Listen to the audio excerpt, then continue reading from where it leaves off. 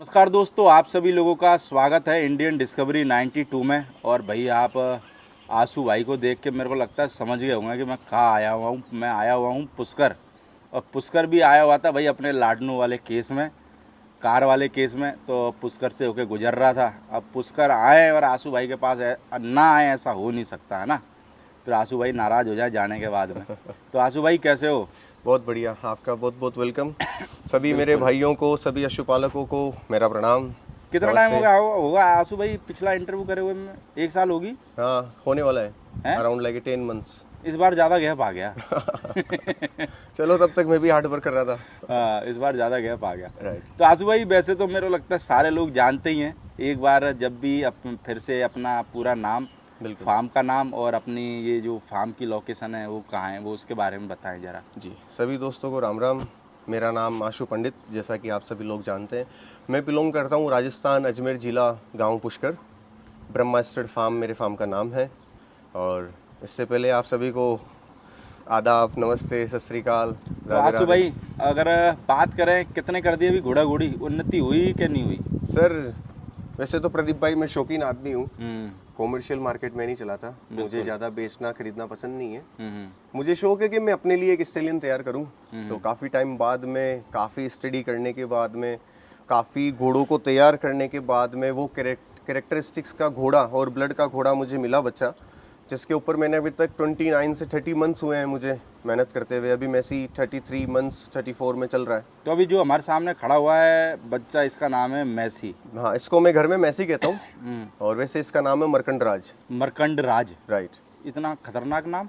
मरकंड राज पुष्कर राज की नगरी में है। अच्छा। और मरकंड ऋषि मुनि थे। तो मेरे लगा कोई कॉपी भी नहीं करेगा ना। हाँ, राइट। वो ऐसा अपने कोई नाम, वैसे मैसी भी नाम सोसाइटी में है नहीं। हम्म मरकंड राज भी सोसाइटी में है नहीं। और मुझे अच्छा भी नहीं लगता किसी का दूसरे की नेम प्लेट हम हमारे घर के बाहर लगाएं या अपने घोड़ों का नाम वापस वैसा ही रखें। तो घोड़े में तो लगा लेते ना यार दूसरे की नाम प्लेट। इसमें वो कॉपी पेस्ट वाले ट्रेंडिंग में जो चलते हैं कि देवराज का नाम था तो आज मेरे पास भी वैसा बच्चा हुआ तो मैं भी देवराज रख दूं। हम्म तो ये थोड़ा साइकोलॉजी का फर्क होता है। पर मेरे को लगता है पैदा तो एक ही होता है, अनमोल हीरा जो है। राइट। उससे ऊपर हो सकता है, उससे नीचे हो सकता है, पर उसके बराबर का नहीं हो सकता। राइट। तो बात करें आंसू भाई मैसी की, जी। तो जरा बताओ डिटेल मैसी के बारे में। मैसी के बारे में और अगर मैं पिछली बार से और इस बार हम वीडियो बना रहे हैं, राइट। तो पिछली बार से और इस बार में क्या तरक्की की है मैसी ने? बिल्कुल।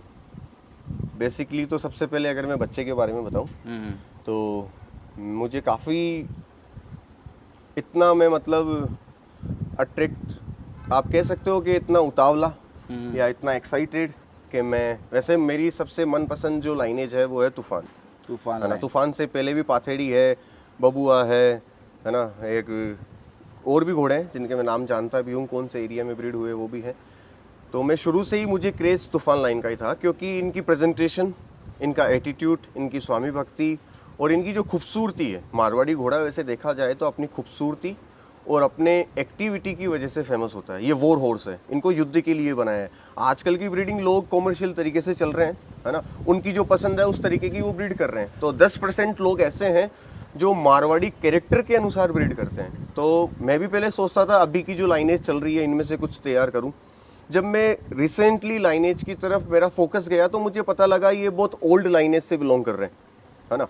तो मैंने सोचा यार अपने राजस्थान एरिया में ऐसा कौन सा नगीना घोड़ा है जो ओल्ड हो और जो ज़्यादा फेमस हो और उसके रिजल्ट भी फेमस हो, है ना। तो मुझे पता लगा कि मेरे आसपास एरिया में डायरेक्ट तूफान का बच्चा है हर्षवर्धन। तो मैंने जब हर्षवर्धन के रिजल्ट देखे, हर्षवर्धन की जवानी भी मैंने देखी, अल्टीमेट 62 का घोड़ा है।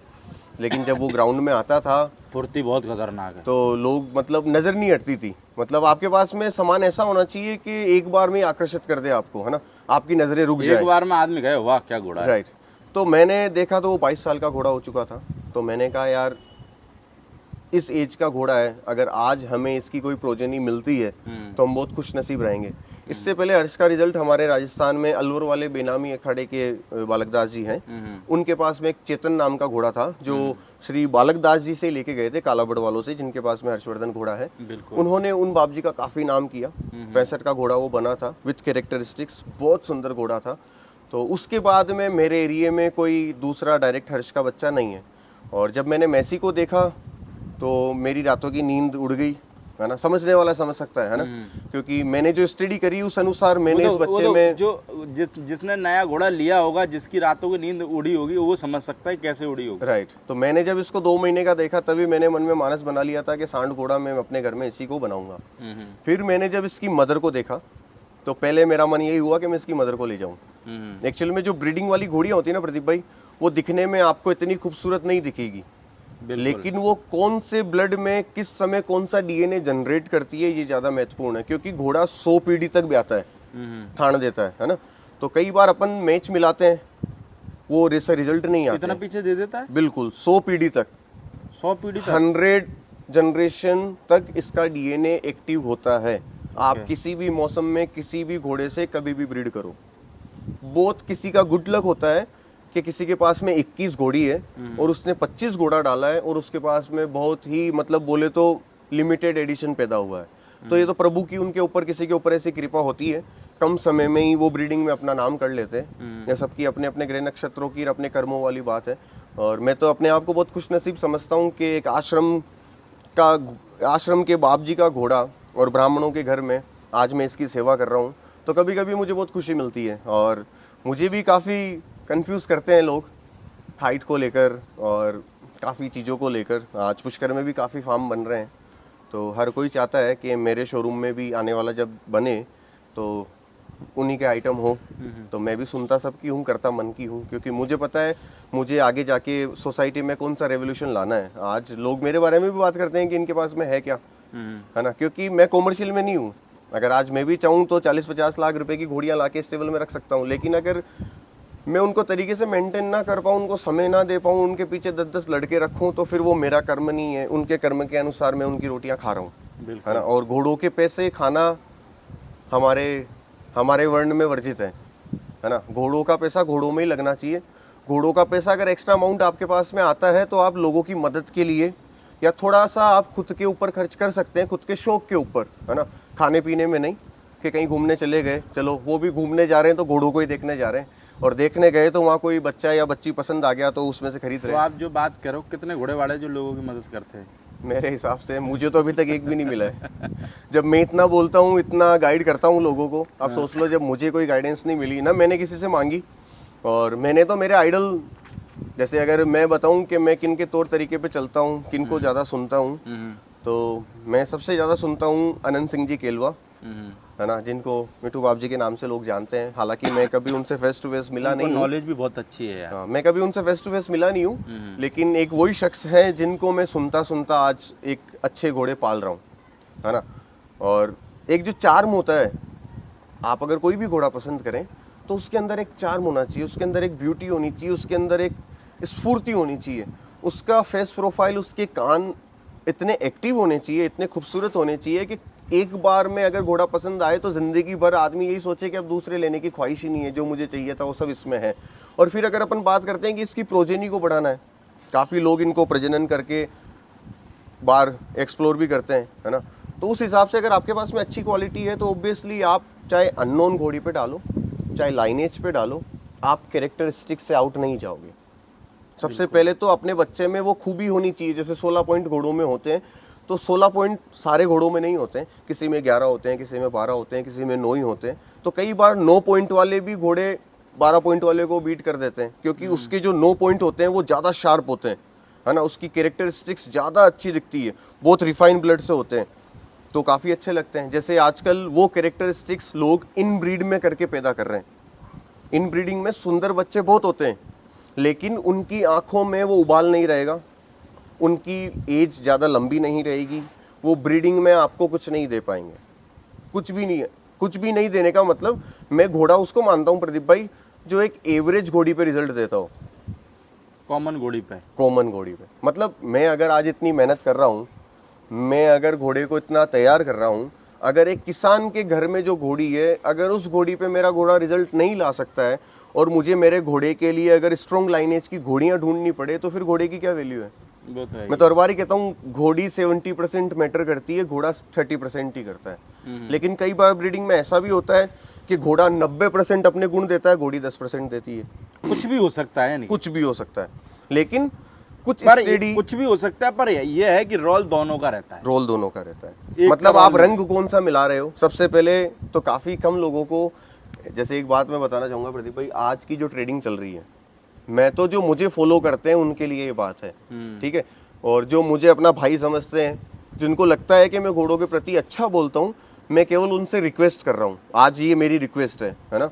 तो मैं रिक्वेस्ट क्या करना चाहूँगा कि मेरे भाई लोगों, अगर हम अपने आप को अश्वपालक कह रहे हैं, हम अपने आप को हॉर्स लवर कह रहे हैं, तो सबसे पहले आता है हॉर्स, फिर आता है लवर, अश्व फिर पालक। तो हम इनके ऊपर ही निर्भर हैं, इनके ऊपर ही हमारा दिल है। तो सबसे पहले हमें ये चीज़ सोचनी चाहिए, आज अगर हम घोड़े पाल रहे हैं तो वो कहाँ से बिलोंग करते हैं, उनमें क्या खूबी है, और उन घोड़ों को, उन घोड़ियों को किस तरह के घोड़ों से ब्रीड करना चाहिए। आज प्रदीप भाई ये कॉमर्शियल हो चुका है, आज घोड़ों से किसी का कोई लेना देना नहीं है, सबको मार्केट है पैसों तो से लेना देना है। 10% लोग हैं। 10%, वो भी अपनी घर की खाते हैं, उनके व्यापार से खाते हैं, घोड़ों को अपने व्यापार से पालते हैं, बस। ना कि घोड़ों का व्यापार से उनका घर क्योंकि चलता है। आज भी मैं बहुत सारे लोगों के पास जाता हूँ ना, तो देखता हूँ 10% 15% लोग ऐसे हैं जिनके खुद के इतने बड़े बिजनेस है ना। मैं कभी कभार उनको वैसे ही अगर बातचीत करते हैं ना, तो लगता है यार ये तो अभी अगर देखा जाए तो घाटे में ही है, पर वो Right. कहते हैं प्रदीप भाई अपना शौक के लिए कर रहे हैं, अपना कोई बिजनेस नहीं।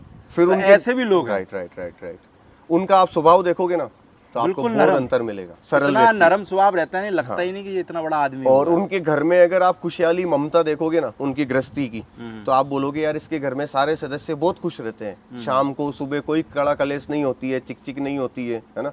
तो ये सब उनके दोष होते हैं, ये सब कर्म होते हैं। अगर घोड़े को अच्छे भाव से पाला जाए, है ना, जैसे अभी कुछ दिन पहले हम बात कर रहे थे, तो काफ़ी बड़े बड़े लोग भी घोड़े लेते हैं। तो मैंने अपने दोस्तों को ही बोला था कि अगर कोई सेवा करने के लिए घोड़ा लाता है घर में, एक सेवा के भाव से, है ना, तो पहले वो सेवक बनता है, एक ना एक दिन घोड़ा उसको स्वामी बना देता है ना। और अगर जो स्वामी बनकर घोड़ों को लाता है, वो जिंदगी भर इनका सेवक ही बना रहता है। उसकी जितनी भी कमाई है इनकी सेवा में ही जाती है। क्यों? क्योंकि ये रत्न है ना, जैसे हीरा पन्ना होता है उसी तरह ये रत्न है। तो इनका जतन करना आना चाहिए, इनको सिक्योर करना आना चाहिए, इनका संरक्षण हम करें, इस प्रजाति को ज़्यादा बढ़ावा देवें, कम प्राइस में अच्छे पशुपालकों को तैयार करें, है ना। लेकिन इसमें बहुत धैर्य की जरूरत होती है प्रदीप भाई, बहुत पेशेंस चाहिए। और सोसाइटी में ऐसे ऐसे व्यक्ति हैं, आपका कितना ही बड़ा फैन, आपको कितना ही अच्छा समझने वाला आपके ऊपर विश्वास करके आ जाए, इस सोसाइटी में ऐसे ऐसे लोग हैं कि 1 घंटे की मीटिंग में वो अगले का ब्रेन वॉश कर देते हैं। ब्रेन वॉश कर देते हैं, मेरे को लगा उसकी याददाश्त गायब कर दे पूरी। याददाश्त तो हाँ, Right. मेरे को तो ऐसा लगता है कुछ आदमी तो ऐसे हैं। अब देखो इस बात पे हो सकता है लोग बुरा मान जावे, Right. पर घोड़ा मार्केट में कुछ लोग, बात कर रहा हूँ खाली यानी कि 15-20% लोग, वो ऐसे हैं, अगर भगवान ऊपर धरती से पे आ जाए ना, तो हाँ, वो तो उसको भी 2 करोड़ का घोड़ा दे देवे कि लो भगवान जी इसके इतने फायदे हैं कि तुम्हारे को पता नहीं। और तो ऐसे ही लोगों के घोड़े रिंग में जीतते हैं।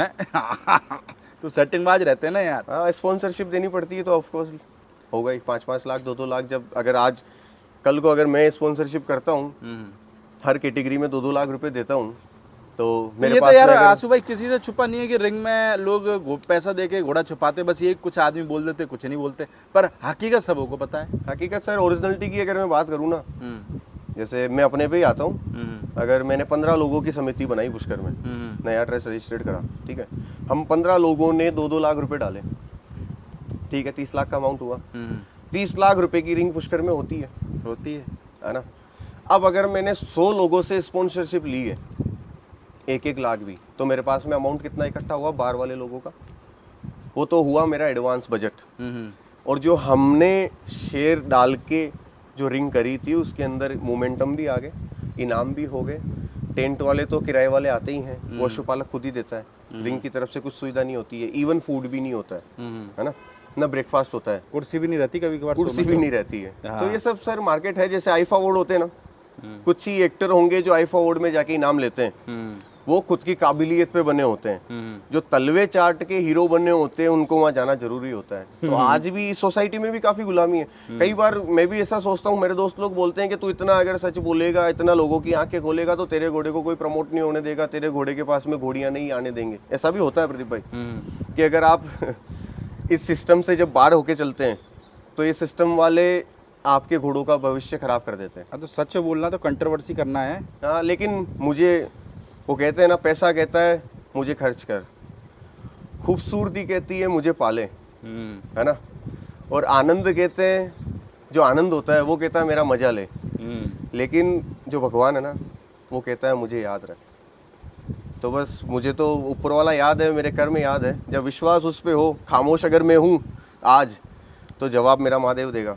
तो अगर इसीलिए थोड़ा बात खामोश करें आंसू भाई मैसी की, जी। तो मैसी के बारे में सबों को पता है कि हर्षवर्धन का बच्चा है जी। तो अभी क्या उम्र हो गई है मैसी की? मेसी सर 33 मंथ से क्रॉस कर चुका है, 34 मंथ्स में है, 62 अभी मेसी की हाइट है।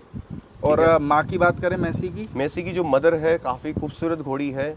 उस घोड़ी का जो फादर है, मैं कुछ फोटोग्राफ्स उसके कलेक्ट किए हैं मैंने, मैं जल्दी से जल्दी घोड़ी के फादर की एंड मदर की, है ना, उनके फोटोग्राफ्स मैंने कलेक्ट किए हैं। मैं बहुत जल्दी आपको मेसी का मदर की जो फादर है वो दिखाऊंगा। कितना खूबसूरत घोड़ा है और कितने अच्छे कैरेक्टर हैं उसमें। शानदार कान, पूरा ब्लेज, पीछे के 2 पैर वाइट, पूरा ब्लैक घोड़ा। हमारे यहाँ राजस्थान में प्रदीप भाई दूधरास मठ है, एक गांव है, वहाँ पे मठ है, वहाँ एक आश्रम है, वहाँ बाप जी के पास में ये भंवर घोड़ा था। तो उस आश्रम में जब हम जाते हैं तो आज भी वहाँ उस घोड़े की फोटो लगी है। तो वहाँ से वो घोड़ी आई थी, हरीश जी चौधरी करके है रामसरी गांव में, वो उनसे लेकर आए थे। और उस मदर की जो मदर है वो कम समय में, मतलब 25 दिन के अंतराल शांत हो गई थी। तो 25 दिन 1 महीने की बच्ची हरीश जी ले आए थे। कई बार लोगों का ये भी होता है कि यार 1 महीने में जिसकी मदर गुजर जाए, माँ का दूध ना मिले, वो क्या बनेंगे। लेकिन जो व्यक्ति अच्छे भाव से लाता है, अच्छे भाव से उसकी सेवा करता है, ऊपर वाला तो ऊपर वाला उसकी सेवा देखता है ना। तो एक न एक दिन वो उसके घर में कुछ ऐसे बच्चे पैदा करता है कि जिससे उनकी पहचान बढ़ती है। अभी तो कवरिंग चालू कर दी ना मैसी की? सर हाँ, अभी लास्ट मंथ ही मैंने इसकी कवरिंग शुरू करी है। अभी मैंने मैसी से 5 मेयर्स को कवर किया है। कितनी? 5 घोड़ियों जो मेरे एरिया की, मेरे दोस्तों की है। राइट। तो कितनी फीस रखी है सर? वैसे फीस तो नॉर्मली 31,000। इसमें भी साइकोलॉजी है लोगों की कि अगर कोई 1 लाख से प्रमोट करता है तो इसका मतलब घोड़े में क्वालिटी है, और कोई 21,000 31,000 रख रहा है तो इसका मतलब घोड़े में दम नहीं है। तो ये भी लोगों की साइकोलॉजी जो है घोड़ा नहीं है, वो ट्रेंडिंग के अनुसार चल रहे हैं ना। क्योंकि आज लोगों ने इन ब्रीड के बच्चों को क्रॉस लाइनेज में ब्रीड करके उनकी हाइट्स बढ़ा दी। ठीक है, हाइट बढ़ाने के बाद में मैं सबसे पहली चीज बताना चाहूंगा मेरे पशुपालकों को कि कभी भी आप मारवाड़ी घोड़ा देखें, है ना, तो 3 पॉइंट मेरे कहने से उनमें जरूर देखना। ठीक है, पहला पॉइंट बताता हूँ, उसके कान। कितने तरीके के कान होते हैं मारवाड़ी घोड़ों में, लोगों को ये भी कम पता है कि कितने तरीके के पैटर्न होते हैं। लेकिन उन पैटर्न में उनके कैरेक्टर क्या होते हैं कानों के, ये बहुत कम लोगों को पता है। क्यों? क्योंकि यार जो आज कॉमर्शियल तरीके से अपने आप को बड़ा ब्रीडर के ब्रीड कर रहे हैं, तो ऑब्वियसली नए लोग आने वाले यार उनकी चॉइस को ही फॉलो करेंगे, क्योंकि वो हाई लेवल से उनको प्रमोट करते हैं। तो कोई भी आदमी मॉडिफिकेशन का दीवाना हो जाता है। वो कहता है ना, जो दिखता है वही बिकता है। तो दिखने वाली चीज हमेशा वही आदमी खरीदता है जिसको कम ज्ञान होता है या जिसको उस फील्ड की नॉलेज नहीं होती है। वो उसको खरीद कर फिर अपने आप पे थोप कर फिर समझना चाहता है। लेकिन कुछ व्यक्ति ऐसे होते हैं, सामने वाली चीज को देख कर ही समझ जाते हैं कि ये कितना दम रखता है, इसमें क्या क्या कैरेक्टर हैं। तो सबसे पहले मैं बताना चाहूँगा, जितने भी आप हाइट एज के घोड़े देख रहे हैं, सबसे पहले तो उनकी लाइन एज के बारे में काफ़ी झूठ है। ठीक है, 3 पॉइंट मेरे जैसे पशुपालक को सबसे पहले देखने चाहिए। क्या देखने चाहिए? आपके जो घोड़े के कान होते हैं, ठीक है, इसमें कुंडियाँ भी होती है, तलवार कट भी होते हैं, यूं भी होते हैं। ठीक है, तो ये जो कुंडी है ना प्रदीप भाई, ये घोड़ियों के लिए बनी है। ये घोड़ों में नहीं बनी? जितना कुंडीदार कान होगा, वो जो ताज होता है वो फेस प्रोफाइल पे ज्यादातर मेयर्स के ऊपर सूट होता है। ठीक है, और अगर हम नर घोड़े की बात करें, एक सांड घोड़े के कान कैसे होने चाहिए, तो उसके कान एकदम यो 2 स्नेक, अगर हम 2 काले नाग को आमने सामने खड़ा करें तो उनकी पोजीशन क्या रहेगी? एकदम स्ट्रेट, तलवार कट कान होने चाहिए। दूसरी चीज, ये कान आगे की तरफ नहीं झुकने चाहिए। इन लोगों ने पता क्या किया, हालांकि इस ब्रीडिंग में टाइम जरूर लगता है मूर्ख बनाने के लिए लोगों को, है ना। ये लोग क्या करते हैं, जिस घोड़े के कान आगे झुकते हैं, जिस घोड़े के कान आगे झुकते हैं प्रदीप भाई, वो स्ट्रक्चर में थोड़ा बड़ा बनता है। कुछ कुछ घोड़े, हर कोई नहीं, स्ट्रक्चर में बड़े बनते हैं। उन बड़े स्ट्रक्चर के आगे झुकने वाले घोड़ों के साथ में ये क्या करते हैं, जिन घोड़ियों की कुंडियाँ होती है, पतला मणिया होता है, ठीक है, लेंथ लंबी होती है, कोठी बड़ी होती है, चाहे उसकी हाइट 62-61 ही हो, चाहे 60 ही हो, वैसी घोड़ियों के ऊपर ये लेस कैरेक्टर वाले घोड़ों को डालते हैं, ठीक है। फिर उनमें से बच्चा पैदा होता है जिसमें कान टच तो हो जाते हैं, जैसे आज ये कई बार लोग कहते हैं देखो सर पूरे कान टच हो रहे हैं, पूरे कुंडीदार कान हैं, लेकिन वो समझदार लोग को पागल नहीं बना सकते।